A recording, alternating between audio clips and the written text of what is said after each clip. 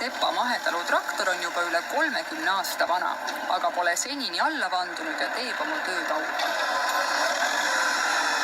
Perepoeg Jormal on vaja iga päev lehmadele toit ette viia. Talu viimast valmivad keefir, kodujuust või ja muud piimatooted. Pereema Nele praeb aga hommikuks grilljuustu, mis on praegu eriti minev kaup. Jaa, see on väga populaarne. Armastatakse grilljuustu nii suvel kui ka talvel, nii soolase kui magusana. Ja väiketootjatele on see ainult suur rõõm. Vaatame, kuidas sellega siis on. Ja päris ilus. Klassika on muidugi see, et süüa teda murakamoosiga. Samas ei pea see ilmtingimata just murakamoos olema, sobivad ka mingid teised juustumoosid või lihtsalt moosid. Mina ise pean grilljuustu üheks suureks plussiks seda, et sellest saab suurepärase toitva hommikusöögi ilma eriliste selliste lisandite ja keerutamisteta, sest ta valmib väga kiiresti ja kui seda süüa, siis ta täidab kõhtu, et põhimõtteliselt suurepärane selline hommikusöögi osa. Sepa Mahetalus valmistatakse grilljuustu mitu korda nädalas. Ja mis viga seda valmistada, kui pärast aastate pikkust pingutamist on lõpuks valmis saanud tunnustatud köök. Oleks tegelikult hea, kui ta saaks mingi 3 minutit siin rahuneda. Ühe pisikese talumeierei jaoks on see suur saavutus. See muudab väga palju, sest peale tunnustuse saamist on võimalik müüa restoranidele, kauplustele, teistele väiketootjatele. Ja meie jaoks tähendab see näiteks seda, et kui meil varem talveperioodil oli väga väikesed sissetulekud, sest laatasid ju talvel teadupärast eriti ei ole, siis nüüd sellest aastast, kui meil on esimest aastat tunnustus, on meil müügid stabiliseerunud, sest kauplused tellivad põhimõtteliselt üsna ühtemoodi aastaringselt. Ja see tähendab seda, et kui me muidu olime nii, et me talvel põhimõtteliselt elasimegi toetustest ja kasvatasime võlgu ja ootasime suve, millal sellest kõigest jälle üle olla, siis sel aastal me saame enam-vähem hakkama. No miks teil see nii kaua siis aega võttis, et te selle tunnustuse endale ära tegite? Tunnustuse tegemine ei ole teab mis lihtne. Seal on üksjagu selliseid nõudeid, mis tuleb kõigepealt täita, aga muidugi tegelikult põhiasi on pigem siiski hoopis see, et väiketootjatele on kogu aeg nagu sisendatud või meile on jäänud selline mulje, et me nagunii seda tunnustust ei saa, sest meil ei ole seda.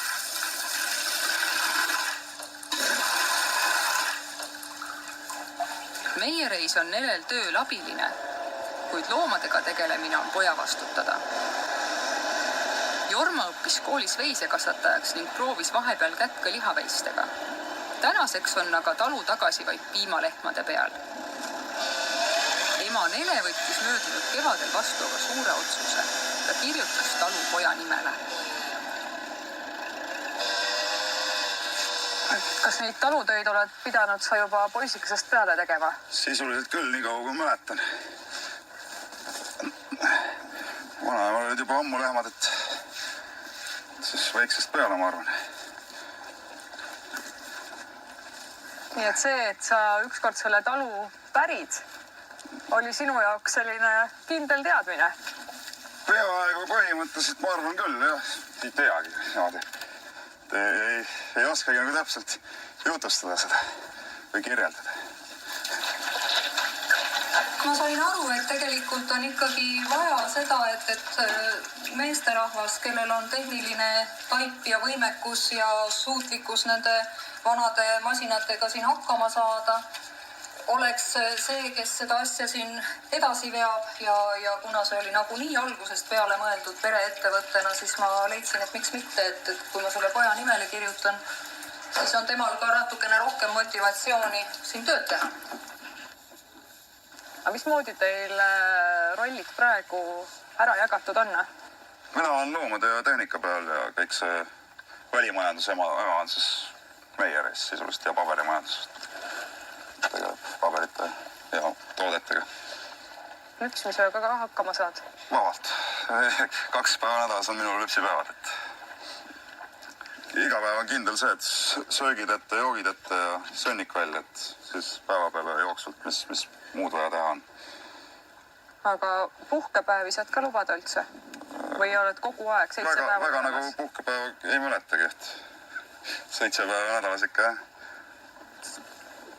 Suvel, kui vihma sajab, et ja loomad on 24 tundi päevas väljas, siis võib juhtuda küll nii, et on puhkepäev ka. Paariteistpealise piimakarjaga suudab talu varustada oma toodetega talupoode ning külmemal ajal saab kauba tellida ka otse pakiautomaati. konkurents on tugev ja see on muidugi edasiviiv jõud kindlasti, sest me keegi ei saa olla kindlad selles, et kui me midagi teeme hästi, et siis see ongi nii-öelda nüüd see meie nišš ja me oleme ainsad, kes seda teevad, et kui midagi tehakse, siis hakkavad seda ka teised tegema ja ainus lahendus on see, et teha paremini ja teha efektiivsemalt. Aga mis nüüd puutub teistesse väikemeiereidesse, siis on meil Väike Talumeiereide Liit, kus hästi palju väiketootjaid on liitunud ja see on väga positiivne, sest me saame nii üksteiselt õppida kui ka koos koolitusi tellida. Oleme käinud õppereisidel, et see on kindlasti selline asi, mis meid ühendab ja liidab vaatamata sellele, et me oleme konkurendid. Lisaks on võimalik teistega nõu pidada, teatud probleeme lahendada, et igal juhul väga positiivne. On sul mingisugused eesmärgid ka? Mis see järgmine samm on? Järgmine samm. Laut ja lehmi juurde. Lehmad juurde ja lautet. Niimoodi vaikselt peab näha. Hetkel on tooraine puudus, et isegi see praegune meierei, mis meil on, see toodang jääb liiga väikseks. Meier ei suudaks rohkem läbi töötada, kui praegult need lehmad piima annavad. Palju ideaalis võiks olla siis lehmi? Selle peale ei ole kohe nagu mõelnudki. Hetkel mõtleks, et paar tükki juurde võtta, aga ideaalis... Ma ei tea, 100-pealiseks tahate kasvada? Ei, kindlasti mitte. Pigem siis 50 lagi. Ole nii kena ja söö ära. Võid isegi teise tüki veel saada. No nii. Pillele läheb küll peale. Jaa, pillel on palju süüa vaja, pille lüpsab väga hästi.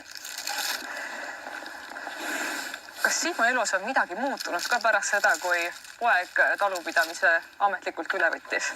On ikka. Peale seda ma avastasin, et mul on tekkinud võimalus eraeluks, mida mul vahepealsetel aastatel ei olnud lihtsalt suure töökoormuse tõttu. Nii et jah, see on andnud mulle võimaluse tegeleda ka muu asjaga peale töö tegemise. Muidu oli siis ainult 24 tundi talu. No 24 ei ole olnud, et tegelikult minu enda isiklik rekord oli küll ausalt öelda 22 tundi tööpäevas. Et noh, see oli ainuke üks kord, aga 16-tunnised päevad olid täiesti tavalised. Nii et jah, see ei ole üldse lihtne ühte ettevõtet käima vedada ja kui tahta kuhugi jõuda, siis tuleb sellega täielikult pühenduda tegelikult ja see lihtsalt tingis seda, et minu elus oligi ainult töö tegemine. Praeguseks on need asjad lihtsalt muutunud.